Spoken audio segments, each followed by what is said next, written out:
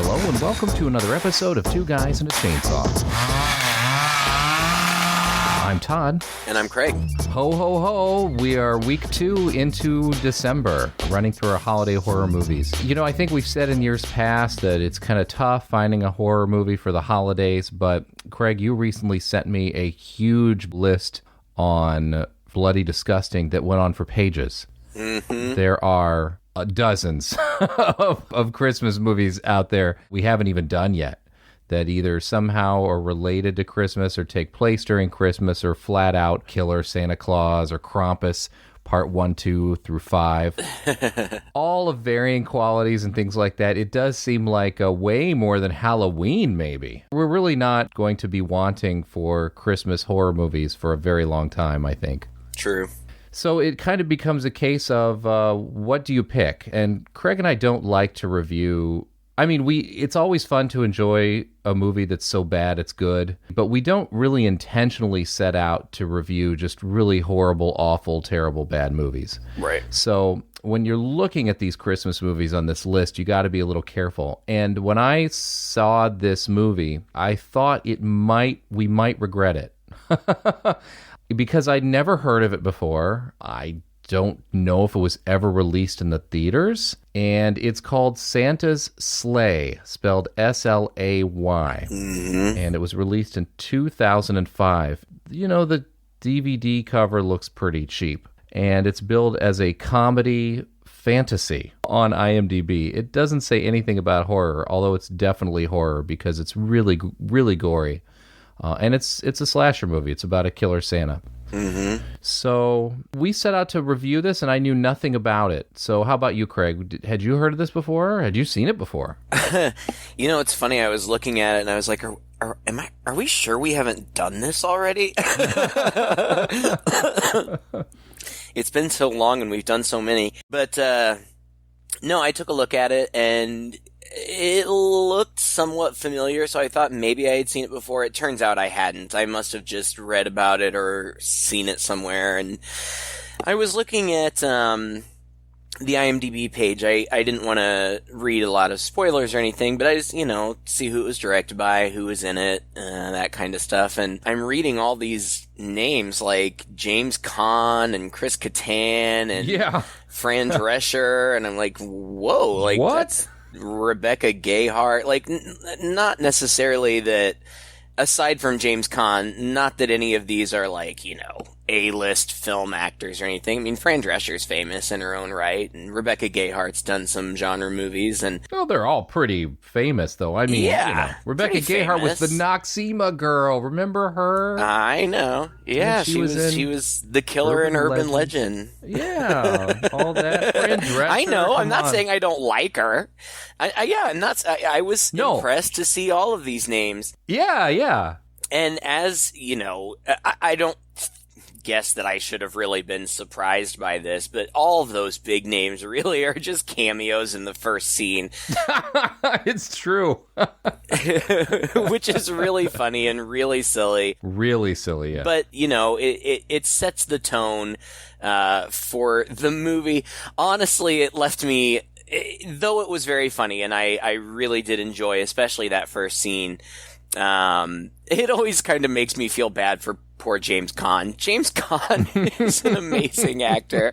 He's a really great actor, but he's been divorced so many times that he just has to take any role offered to him because he's paying all these ex-wives. I mean, I've seen him talk about this in interviews. Really he just has to take anything that's offered, which is too bad because he used to be kind of at the top of his game. But whatever, he's a good sport about it, or at least he appears to be on screen, and so whatever. Overall, I get, what this movie is about. I think that it originally premiered on German television in a series of films that the German title is like the worst movies ever made or something like that. So it knows what it is and what it's trying to be, and that's fine. Frankly, after that first scene, I found it to kind of be a slog to get through. Yeah. I was excited when I looked it up on IMDb and saw that it was only an hour and 17 minutes. I was like, woohoo! It felt long. Like, it felt really, really long. Yeah. And it's just silly and has some kind of incoherent plot points. And the thing that I guess bothered me but shouldn't have, because I think that if somebody were seeking out this type of movie, silly, heavy on the action, if somebody were seeking it out, I think that they would be satisfied. Yeah. I don't know. As always, I watched it in the middle of the day, blah, blah, blah, blah, blah. And it just felt like they thought of these interesting scenes to insert Santa in and do kind of these set piece killer Santa things with every gag, like every Christmas item you can think of to kill somebody with, Santa uses in this movie.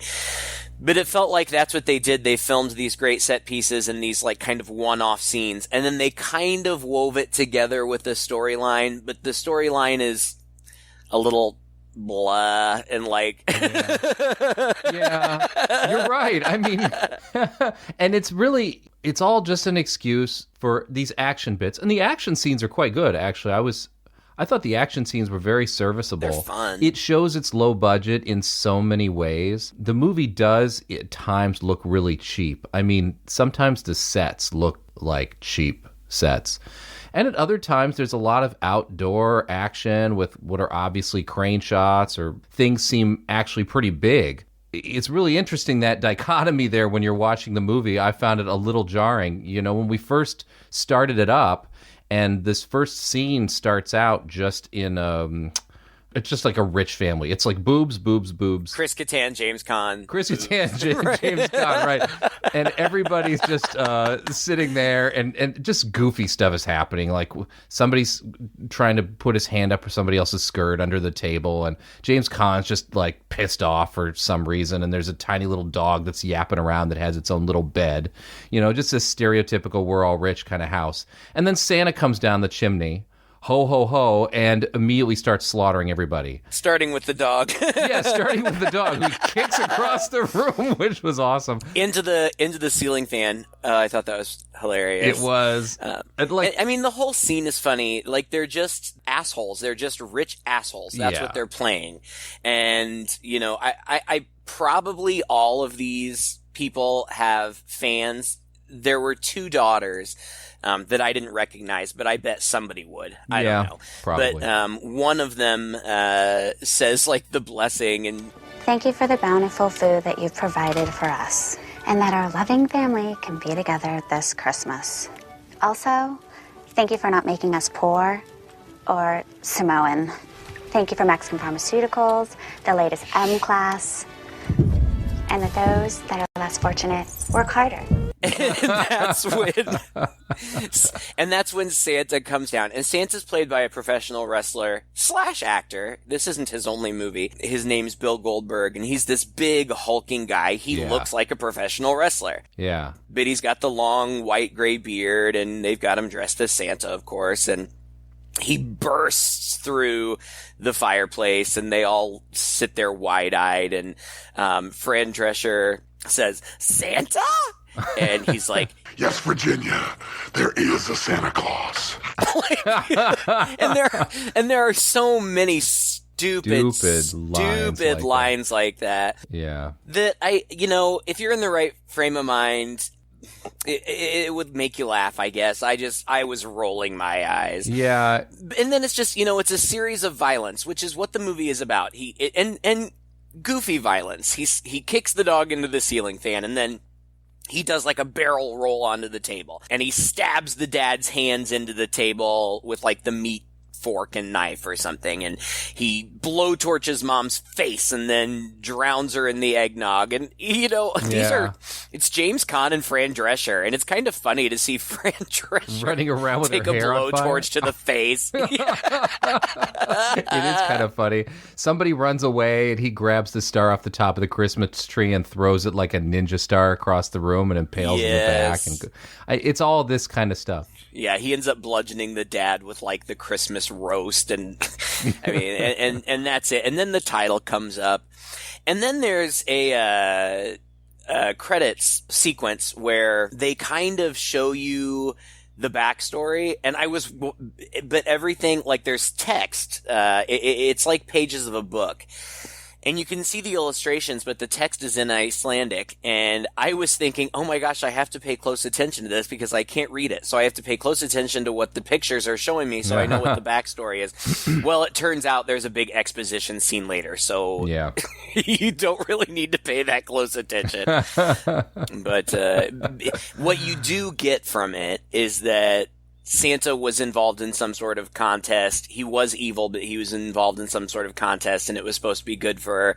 Well, he lost, and then he had to be nice and give away gifts for 1,000 years or something. But it shows you when it started, and then in 2005, which is when the movie was released and when it's set, time's up, and he's evil again. Yeah. Well, Santa's like the Antichrist, basically. It said there were 2 virgin births, right? One belonged to God and was Jesus, and one belonged to Satan, and it was Santa. Right. But yeah, he became, like you said, there was a deal that happened and a contest, and he lost. And he was forced to become good for 1,000 years, and now the 1,000 years is up. Yep. So this takes place in a place called Hell Township. And just like the first scene, the next scene is in this Jewish deli with this stereotypical Jewish deli owner there. And there's a kid working there whose name is Nicholas. And there's this woman named Mrs. Talbot, who is just the most foul-mouthed, bitter woman you could imagine. What the hell is in the holiday hoagie? Turkey, cranberry stuffing, mayo. What? Slow down. Turkey, Raisinets, Cheerios, cranberries, gummy bears, Altoids. Oh, you're being cute, you little shit. Just give me the roast beef plain. None of that lean crap. You're just as loony as your crackpot grandfather. And that's kind of how it is. Like, all the characters in this movie are caricatures. It's almost like... Oh, yeah. It's almost like continuous Saturday Night Live skits, one right after the other in many ways. Yeah. And she goes out of there and she gets into her car. I mean, this is it. Like, we're just going to get full-on Santa killing people from now on, like from the very beginning, because she gets into her car and with really no setup or anything, she's driving down the road adjusting her cigarette, and behind her, out in the middle of the open, is Demon Santa on his sleigh with his demon... they looked like buffaloes, but I guess they're supposed to be reindeer. I think it was, I think it was just one buffalo, but they refer to it as a reindeer throughout. I'm like, it's not any reindeer I've seen. And when he's chasing the lady, like, again, just these one-liners that are so silly. Like, she's swerving all over the road so he can't pass. Like, I feel like just his intention is just to pass her, but because she's all over the road, he says, "Move, bitch, get out the way." Come on. And then he runs her off the road and the car flips over and she's dead, apparently. And yeah, I mean, it's just that. It's just, let's put Santa in these scenarios and he'll kill people, and then back to the story. Back to the story. The main story is Nicholas and his friend Mary, or Mick, I think he calls her most of the time. Yeah. They both work at that deli. They get off for Christmas and they go back to his place and they sit and watch. And he lives with his crazy grandfather, and the one thing you get in the first 10 minutes is everybody's somehow referring to how crazy his grandfather is. And his grandfather's just an eccentric dude. He's got like 5 locks on the front door, and he's played by a very famous actor named Robert Culp. Robert Culp's been in everything. He's not alive anymore. Oh my God, he has a huge resume. He was Massive. on Greatest American Hero, and I don't know. I mean, he's been in a bazillion things, and he was familiar. And there are other actors in this movie like that too. And we've talked about this with other movies. They're these actors that you've seen. You may not be able to necessarily pinpoint where. I mean, the guy that runs the store, Mr. Green, he's played by a guy named Sal Rubinek, who has been on TV and some movies for decades. I mean, you're going to recognize him. I couldn't place him anywhere specifically, but I knew I had seen him in a bunch of stuff. The grandpa, Robert Culp, is just this eccentric old man. He's almost, in a less science-y way, he's almost like Doc Brown, kind of. Yeah. In the way that he looks, and a little bit in the way that he acts. Maybe not quite as eccentric outwardly, but you're right. He's got all these locks on the door, and he's got a bunker that Nicholas didn't even know about, but he shows him. And Nicholas is played by a kid named Douglas Smith, who, again, for a young man, has a pretty impressive resume, but I didn't recognize him from anything. Mary is played by Emile or Emily, I'm not sure, DeRavin, who was on Lost, I think, for the duration of the show. Yeah, she was Claire. I really liked her on that show. She was also in the Hills Have Eyes remake and Brick. Oh, right. And I guess more recently, the TV series Once Upon a Time, she played the Belle. Oh, character. Yep, that's right. So, I mean, she's very recognizable and very good. I mean, all the acting in this is pretty competent, considering they're just being goofy. That's all it really is. It's like I said, it's like watching a Saturday Night Live sketch. But his grandpa. This is where I thought things looked a little cheap. I thought all of Grandpa's little inventions and his house and even his bunker, everything looked like a set. Yeah. It was kind of. Even the door leading to the bunker, which is supposed to be this big metal door, looked like a painted metal set kind of thing. Anyway, Santa goes back out, and I guess he decides to stand and pretend to be a Salvation Army bell ringer for a moment, and a bum comes up, and he just slaughters the bum. Again, in the middle of the street. There are people wandering around, and it's it's just, okay, so story, meet Grandpa, here's the bunker, back to Santa, just random scene. And why is Demon Santa ringing the bell for Salvation Army? It makes no sense. It doesn't make any sense. But he's got a candy cane in his mouth, so, he can pull it out. And of course, right, it's all pointy from having been sucked on, and he stabs it in the guy's eye and throws him in a dumpster. Back to story.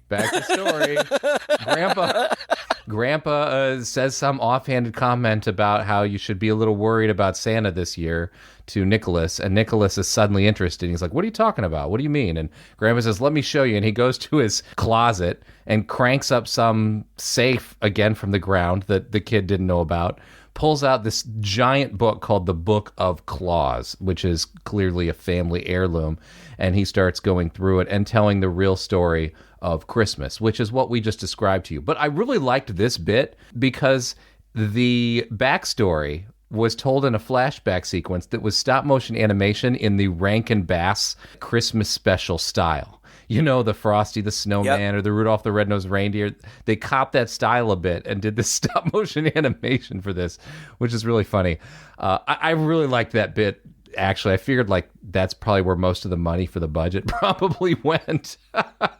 Well, it was my favorite part. I really enjoyed it. I mean, those Christmas specials were, our parents' day, is when they came out, but they play every year. They were a big part of my childhood. I still watch them sometimes, now. And so it had a nice nostalgia to it, but it was also cute because though it was very much in that style, it was still kind of dark. Santa was scary, and at the end he breathes fire. I just thought it was really funny, we gave the basic premise, but what it is God disguises one of his angels as an old man, and this old man challenges Santa, who is a demon, to a contest, and it's curling, which I just thought was so cute. It's so random. They cut a hole in the ice, and he says, whoever gets closest to the hole without going in, it wins. And Santa goes, I'll go first. And he gets it as close as could possibly be to the edge without going over. And then the old angel just pushes his in. Rolls his down and knocks Santa's into the hole, and his stops outside the hole. And so now Santa's got to be good for 1,000 years. You know, the angel from the beginning, should have just said, hey, you just got to be good forever. I don't know why he threw the 1,000 years on it. Yeah. But, 1,000 years seems like a long time at the time, I guess. I guess so, yeah. For an immortal angel, though, I don't know. Big surprise. I don't know if you saw it coming from a mile away that Grandpa turned out to be that angel. He sure looked like him in the cartoon. The stop motion character looked like him, so I kind of figured. But again, it doesn't make any sense. No. Like None of this makes sense. later on, when the kid finds out that his grandpa was the angel, the grandpa's like, "Well, I just loved your grandmother so much, I decided to stay around." Well, did you meet his grandmother 1,000 years ago? Right. It's so weird. I don't know. Silly, whatever. You get over it. It's not important anyway. We also learned out that their last name is Yulson. Nicholas Yulson. Yeah. Oh, it's so goofy. So that happens. And then, Mick comes over, gives Nick a gun. Something I thought was going to be significant didn't turn out to be. He talked about how he never really liked Christmas, and his whole reason for not liking Christmas isn't some traumatic story like, for example, we get in Gremlins, but it's just like, he never really got the stuff he asked for. Right. He'd ask for Transformers, and he'd end up getting an Easy Bake Oven. And so she comes over and gives him what looks like a gun, but then he's like, what are you doing? And she says, look at it. And he opens it up, and it's actually a little transformer that looks like a gun and has no significance later into the plot, which I was a little disappointed by. Anyway, they hang out, and at the same time, there's a pastor at a church who is preaching to the church for a little bit about giving away money. And the next scene, he's going to a strip club. Mm-hmm. And after he enters the strip club, Santa pulls up to the strip club and says, "Where do you think you're going, fat boy? I thought I'd stuff some stockings." And I know. It's just so many jokes like this. And he delivers this in his wrestler voice every single time, right? Mm-hmm. He had such a Jesse the Body Ventura vibe that I kept going back and going, is this not Jesse the Body Ventura? No, it's just they all have this voice, right? So yeah. He goes into the strip club and we get all of our boobies where he just, for no good reason, just because he's Demon Santa now and he can do whatever he wants, runs around in this sequence. Very creative, actually, action sequence where he's like doing flips. This is a pretty elaborate strip club for being what looked like a hole in otherwise tiny little town. But there's a woman on a swing up above the dance floor, and he jumps up into that, which conveniently plants his face right between her legs. And I read somewhere online that that's his real-life wife. Yeah, they met on the set. Oh. And she agreed to do the movie because she thought it was going to star Jeff Goldblum. But instead it was Bill Goldberg. Bit of a mistake there. Yeah, but they met and they fell in love and they got married, and I think they're still married, so good for them. Yeah. I mean, what a story to tell your kids, right? Right? I mean, it's forever captured on film. You can, share that with the children. Mm-hmm. But this whole scene, it's a wrestling scene. You know what I mean? Yeah. Like, yeah. This guy's putting his professional wrestling skills to work, jumping up on tables and hitting people over the back of the head. Right, flipping around, swinging around, going up against 3 or 4 other big guys, taking them out, one by one with chairs and whatever. And I say that, and it's silly, but it's really kind of fun to watch. I actually found it to be one of the more fun scenes in the movie. It was. I completely agree. And then there's a bunch of goofiness, like as soon as he falls, okay, so his face has been in the stripper's crotch for, a couple seconds as he swings over, and he jumps down and chases a woman off a stripper pole, and he's about to grab the pole, but then he kind of looks at it and is like, ew, and then pops off screen and immediately pops back on with some spray bottle, some cleanser, and a rag to wipe the pole down before he picks it up and rips it out of its socket and uses it to fight. I mean, it's this kind of humor. It gets really goofy. But it was creative. I mean, like, he fights some people off with the pole, and then he's kind of advancing on this one dude with the pole, and the guy looks at him, is kind of backed up against the wall, and Santa tosses the pole to him, and he's like, what? And then he kind of shoves the pole upwards into a light fixture, which electrocutes this guy. And yeah, like all of this was kind of a bit of a surprise. Like this whole sequence was really interesting. Like you said, you didn't really know where it was going to go. There's a lot of clever, creative bits to it. And maybe more so than everything else in the movie. But some of the other fight scenes in the movie were also fun. Yeah. And as he's getting ready to leave, he turns around and all the topless strippers are kind of cowering, in booths and around corners and stuff. And he pulls something out of his pocket, I think, and it looks like a rock, and he blows on it and it turns into like a glowing coal. And he looks at the strippers and goes, naughty, and then throws the coal towards them. And it like just ignites the whole place. And I guess we're left to believe that they all burned up in there, which it doesn't come right on the heels of this scene, but later there's another scene in the church because the pastor manages to sneak out. And there's another scene the next day where he addresses the tragedy that happened in that den of iniquity. And then he reads off all of the strippers' names. So pray with me, if you will, for the salvation of Crystal Candy, Sierra Rains, Dixie Wrecked, Testickler. It's such an old joke, such an old joke. Yeah. But you keep seeing, too, in between some of these scenes, like in a transition moment, after we've seen Santa kill a bunch of people and go back to the story, there's often like an outdoor scene, and up in the sky you can see Santa's sleigh kind of go across, and it's like billowing some smoke out the back, kind of like it's a dirty pickup or something like that. He's not only does he have these demonic reindeer and this odd buffalo at the front, but also apparently has some kind of engine generating fire out the back. Yeah, it has its moments. It has its little touches, I guess. And then, there's just a bunch of silly stuff. Like the kid goes on, so now he's kind of investigating, barely, Santa. And he goes on to the Gonad network online, which is the great, I don't know, it's like NORAD. I don't know. And Hooyah instead of Yahoo search. And it looks like the internet from like 1985. Like, it does. The graphics are so bad and silly, and even for 2005, that was a bit dated.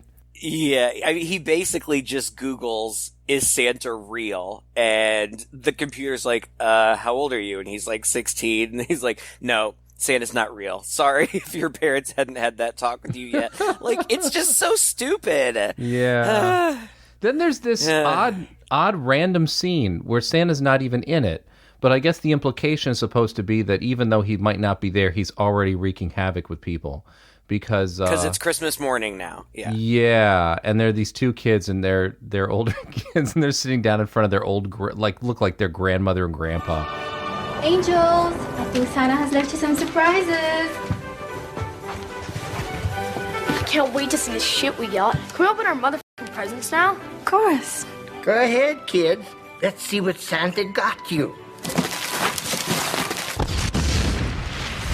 And then they open the presents, and the presents explode and blow their heads off. Yeah. And then Grandma and Grandpa just look at each other, and she looks at it and says, "Fuck." Because, haha, it's an old lady saying the F word. But see, that's exactly what I'm talking about. Like, it's just a series of random scenes very loosely tied together, and it's fine. I mean, that There's it just nothing is wrong what with it this. is. But it's like Naked Gun. It's worse than it Naked is. Gun. It's more But it like is like that. Yeah. Yeah. Maybe not as skillful, but in that vein, yes. Mm-hmm.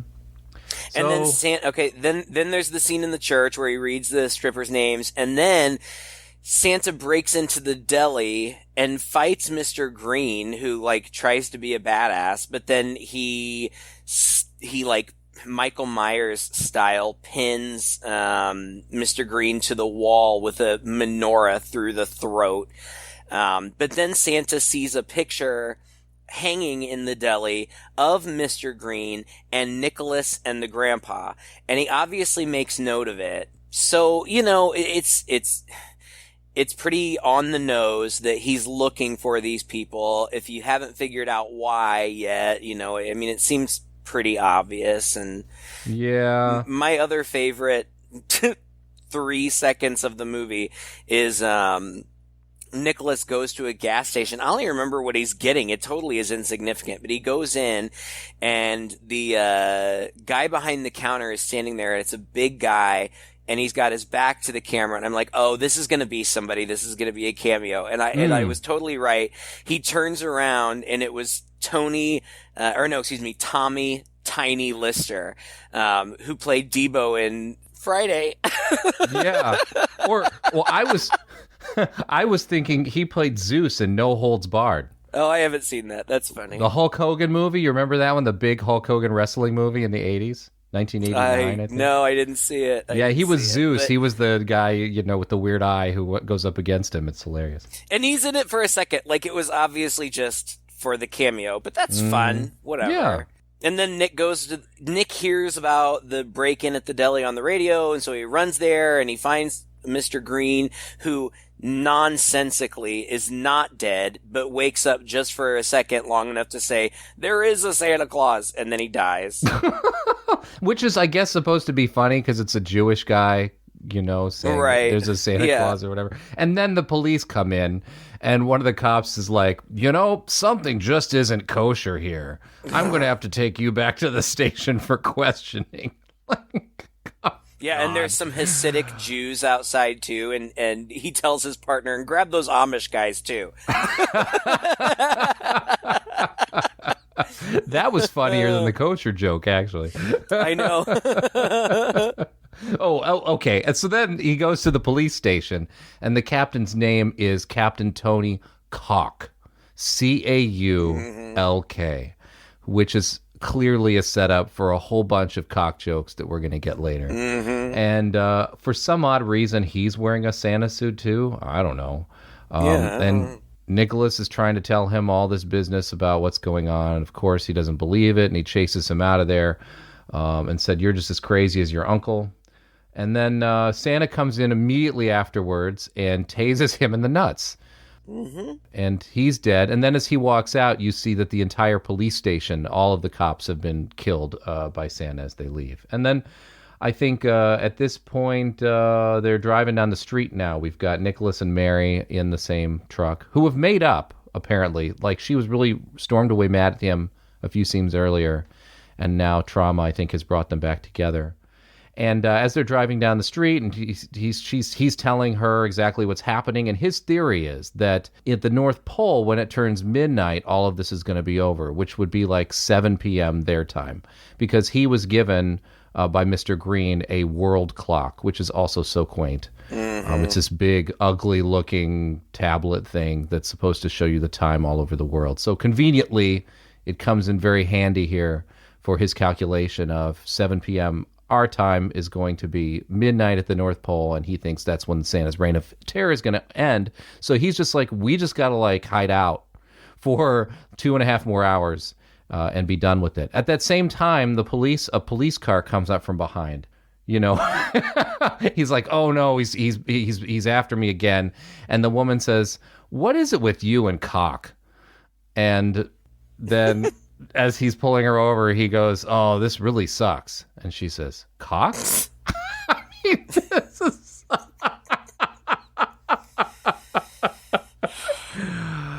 Oh, yeah, it's highbrow. I can't believe I wrote that down. How did I write that? Why did I even write this down? I don't know. But this scene was kind of fun too, because they get pulled over, and then we see, because the camera is facing them, so we can see off to the side and through their rear window that it's actually Santa Claus in a cop car.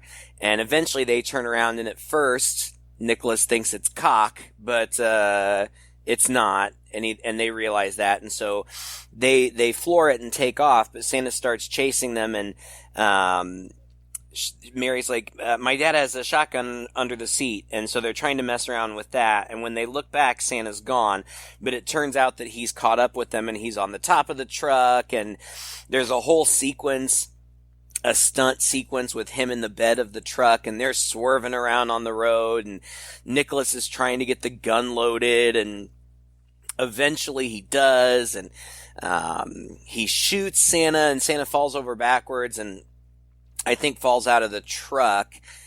And so it seems like he's hurt a little bit, but he gets immediately back up and then calls or whistles for his buffalo or whatever it is. And then Nick and Mary go to Grandpa's, and Santa kills a bunch of carolers in front of their house, and they lock themselves in the bunker, and Santa's tearing down the walls and the doors to get to them or whatever. They sneak out the back, and Grandpa puts them on, the two kids, on snowmobiles, but they can't get them going, or Mary can't get hers going or something. And so Santa shows up, and Grandpa and Santa kind of have the, saloon showdown in the snowy alley a little bit. And this is where we officially find out that Grandpa was the angel. It's a lot of that. I haven't seen you in a long time. You look worse for the wear. Yeah. Stupid dialogue. I don't know. And then and it seems like they're going to have this big showdown, but Santa does a whistle, and his buffalo/reindeer with their sleigh come out of nowhere from behind Grandpa, and he spins around and it runs him over. And then Santa goes, "Oh, Grandpa got run over by a reindeer." God. And so the kids, they both jump on the one snowmobile that will start, and they take off. And then there's just a high pursuit, and this goes on for way too long. But anyway, Santa's in pursuit of them, and he's on his sleigh, kind of half in the air, half not sometimes. They're cutting through the wilderness and through town. Santa's throwing exploding presents at them. Yeah. They pass through a bunch of skeet shooters that are out there shooting and scare them and go through that. And, well, when he goes through town, he kind of rams the minister who is in a Santa suit, and the minister kind of flips over the front of the sled and sits in the sled, and then Santa knocks him out. And I knew that was going to be significant, but I couldn't figure out why. And I mean, it's just for convenience sake at the end, but he's got that other, unconscious guy in the Santa suit in there with him for the rest of the movie. Yeah. It's weird. It's just a setup for the end, but it's a weird setup because it happens, I don't know, a good 10 minutes or so before the end. So you're like, what the heck? Yeah. But whatever. The kids break into a school. They find a nutcracker that the grandpa had put in Nicholas's bag. And then my next note is Santa loses the jacket, which was another one of my favorite parts of the movie because, this guy, the wrestler Bill Goldberg, he takes off his Santa coat and the guy's just ripped. He's huge. His arms are like the size of my waist. And that was cool. Well, the casting was good, right? He's totally convincing as a demon Santa, 100%. He looks the part. No question. He can say and do the things that he does. But then there's more goofiness. Like they go in the frickin' library of the school and they're hiding. And Santa has a little smoke bomb that looks like an ornament that he chucks over the stacks. And I think more or less pretending not to notice them now all of a sudden. He's pulls a book off a stack right on the other side, and it's the Christmas Carol. And he opens it up and looks at it and says, "Wow, Christmas sure can scare the dickens out of people." At which point the smoke overwhelms these two and they run off, and he continues to chase them through the school. It's like, oh my God. And they end up in the school ice rink. Yes, clearly the school ice rink. Well, I don't know. This place is supposed to be way up north in Canada. It might work, I guess. But this is true. I know. But it's got to be right. It's got to end up here because we got to come to the big curling finale. Right. But I like, they are being chased by Santa, like as they're going out of, I don't know, at some point when they're being pursued, Santa either throws coal at them. It looked like he shot fire out of his mouth. I think that's exactly what happened. He breathed fire out of his mouth. It was like a fireball that went at them. Yeah. Weird. So they end up at the ice rink where they decide to take a little romantic break. Yes. Suddenly Santa's just holding off for a while they have their moment. And they're just sitting there talking, and Nicholas is like, "I can't believe we're being hunted by Santa of all effing people." and they start to kiss, and then, of course, Santa shows up on a Zamboni. I mean, if you're going to shoot on an ice rink, you got to put Santa on a Zamboni. I guess so, right? It's pretty great. Yeah. And then Grandpa, this part I didn't understand. Grandpa Angel Grandpa shows up. Yeah, this part I didn't understand because Angel Grandpa, materializes back into air, and Santa makes a comment to him about, I thought, you gave up your mortality when you went through that, when you hooked up with that Earth woman. And he said, well, things have started coming back to me lately. So does that mean that after his wife died, he got his immortality back, and that's why when he got run over, he could just resurrect? Oh, who knows? I'm not really. Doesn't make I don't any need sense. to. I was just curious. None of that made sense to me. But anyway, yeah. So they have their showdown again, and Grandpa suggests that they have the same deal again. Only this time it's going to be for eternity. If he wins the curling contest, then Santa will forever be good. A hole to hell in the ice rink is formed, and they start out their curling competition, and this time Grandpa goes first and gets it right up to the edge of the hole, and then Santa cheats by picking up Grandpa and just sliding him straight into the hole, to which the kids are upset by, and as soon as Santa turns on them, Grandpa had left a tag on that nutcracker saying some gifts are more useful or something. The greatest gift, the gifts worth giving are the ones that are useful or something. And he says that to him before he starts the curling. And so that's the clue to Nicholas that when Santa's suddenly coming towards him to whip the nutcracker out of his backpack. And when he pulls the back of the nutcracker, it shoots a chestnut. Is this the play on words that's supposed to be significant? Into Santa's chest, which I guess is magical or something. And Santa falls backwards, presumably defeated. Well, but it incapacitates him for a second, and they think he's dead. Yeah, they think he's taken. Yeah, and the whole time zone thing had come into play. Like Nick's like, it's after 7, you have no powers anymore, and then Santa does this whole spiel about time zones, and Mary's like, oh, he's scary yet educational. Like, just the silliest lines. But so he's incapacitated. They pull Grandpa out of the hellhole. Then Santa escapes on the Zamboni. Like, he bursts through the wall and goes, and Grandpa's like, he's bluffing, he's powerless now. And so they all start chasing after him, but for some reason Grandpa can't leave the ice rink. There's like a force field or something. What was that about? Completely unexplained. I don't know. That made no sense. Oh, God. I guess he just lives there now. I don't know. I'll always be with you, son. Disappears. Yeah, so weird. So Mary and Nicholas go back to the firing range that they had driven through before, and it's all these guys with guns, and they're like, how'd you like to be able to hang a stuffed flying reindeer over your mantle or whatever? And there's this Native American man smoking a cigarette and also talking through his vocalizer thing. So dumb. But so Mary, I think, whistles, and the sleigh starts coming. Everybody starts shooting at it, but nothing happens until Mary's dad shows up. And it's been established earlier that Mary's dad is kind of this crazy hunter. Like, he hunts endangered animals and stuff. He shows up and shoots the buffalo with a bazooka.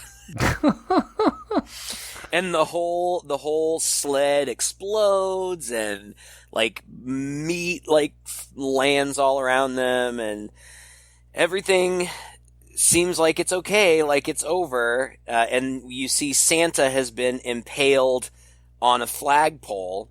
Oh no, this is not Santa, actually. This is the priest, right? The priest. Right, that was the whole setup. He had to be on the sled so that when it got blown up, there would be this red herring. That everybody but Mary and Nicholas think is Santa, but Mary and Nicholas know that it's not. And Nicholas says something like, "I feel like my adventures are just beginning," or something like that. Oh, God. I was like, don't tell me they were trying to set this up for a sequel. Oh, I know, right? And so I guess Santa had somehow gotten the Book of Claws, but now it's on the ground and Nicholas picks it up again like this is going to be, his Santa hunting manual or something. And they share a romantic kiss. And then the last scene is Santa in full biker garb, looking like a badass biker at the airport, and he's trying to buy a ticket to the North Pole, and the counter lady's like, "Do you have any bags?" And he picks up his big red Santa sack and puts it on the counter. And then he goes and sits down between two average sized people, and he's just this huge hulking man just sitting there kind of standing around, and I feel like he breaks the fourth wall and says his wrestling tagline to the camera, and then that's it. That's the movie. I mean, it is what it is, and this is just that kind of movie. It's not what I was expecting. We do a horror podcast. Even though we do a lot of horror comedy, we kind of want to do horror more. Yeah. We like our horror comedies to be heavy on horror. I didn't really feel like this was that heavy on horror just because it was so dumb. But gory. But, it had the horror elements of a demonic Santa running around killing people. It had great action sequences. For half of them were great. Some of them just went on too long. Not a lot of it made sense. So it's the kind of movie where you just hang your discernment at the door, and if you're in the mood for a bunch of goofy, dumbass one-liners, a plot that you don't even need to follow because it makes no sense, characters that are just caricatures so that you can just plow through a bunch of action scenes and watch a lot of gore. There's a lot of blood and gore. The 41 body count in this movie is 41. Then I mean, it's just a goofy, just a big dumb goofy movie. Yeah, and I'm not opposed to that at all. I mean, it was fine for what it was. So if that's what you're in for, that's what you're looking for, I'd recommend it to you, I guess. Yeah, I mean, it's a popcorn movie. It's a drive-in movie. It's a snuggle up with your loved one on Christmas Eve just for some, stupid fun. I am sure this is a tradition for a lot of people. I'm sure there are a lot of people out there who just love this movie and probably put it on every year and get a real kick out of it. And I don't blame them. No, I get it. Yeah. It's not my cup of tea. I didn't really like it. I thought it was pretty stupid. But then again, there have been movies that I've really liked that other people have thought are really stupid. So it's just I think it's kind of hit or miss, if you're in the mood for it and you know what you're getting into and that's what you're looking for, I think you're going to get it in spades. Yeah. But I don't know. I just thought it was okay. Not bad. Fun, and even though to me, now to be fair, when we watch these movies, I take a bunch of notes and I'm going back and forth between the movie and IMDb and writing down the actors' names and, so I guess my point is, like, I'm focused on the analytical part of it, and that's not what this movie's about. No, this is not a movie that you want to try to think about, just put it on and maybe halfway pay attention, and it's only an hour and 15 minutes long. And I think it could be fun. It could be fun in the right environment. And it's not scary. It's maybe IMDb description is very apropos, it's a comedy fantasy. It's super bloody and it has this kind of supernatural element to it. But as far as considering it a horror movie, if you define a horror movie as a movie that has some level of tension or scare in it, this isn't that. It's definitely not that. Well, and if it were something that, like, when I was an adolescent, early teenage boy, if it was something that I had, gone to the video store and picked up with my cousins and we had sat around and watched it together, I probably would have loved it. You would have loved it. We probably would have been quoting it for days, But I'm old now. What's wrong with us? Anyway. All right. Well, anyway, thank you so much for listening to another episode. If you enjoyed this, please share it with a friend. If you enjoyed this movie or you want to see some of the other movies that we've reviewed, you can find us anywhere online just by Googling Two Guys and a Chainsaw. We have a website, twoguys.red40net.com, where you can leave a message for us, or on Facebook as well. Just send us a message through any of those ways to let us know what you thought of this movie, to let us know any requests that you might have. We still have at least a couple more weeks of holiday horror movies to bring to you this year till we ring in 2021. Thank God. Oh, God, yeah. 2021 can't come soon enough. I know. Until next time, I'm Todd. And I'm Craig. With Two Guys and a Chainsaw.